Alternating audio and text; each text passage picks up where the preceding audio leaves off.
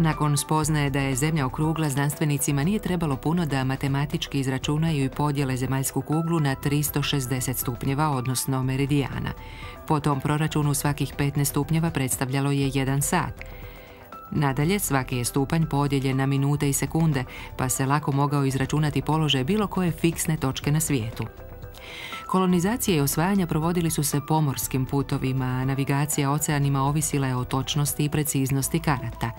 Problem je bio u tome što se sve do 1884. godine svaka pomorska sila koristila vlastitim početnim meridijanom. Tako je, na primjer, Francuzima početni meridijan godinama prolazio Kanarskim otocima. Na konferenciji u Washingtonu 13. listopada 1884. predstavnici 22 zemlje napokon su se dogovorili o međunarodno priznatom nultom meridijanu. S obzirom na to da je tada najveća pomorska imperijalna sila bila Velika Britanija, pobjedio je njezin prijedlog da to bude londonski observatorij na Greenwichu. Uskoro su karte izrađivane ondje postale poznate po svojoj pouzdanosti.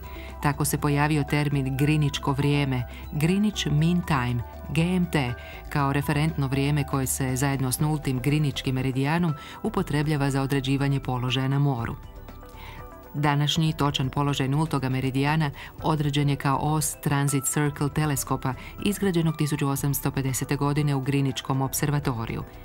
Danas je znameniti observatorij nepogodan za istraživački rad zbog svjetla obližnjih gradova, pa su ga astronomi napustili 50. godina, a od 1995. observatorij je postao dijelom Engleskog nacionalnog pomorskog muzeja.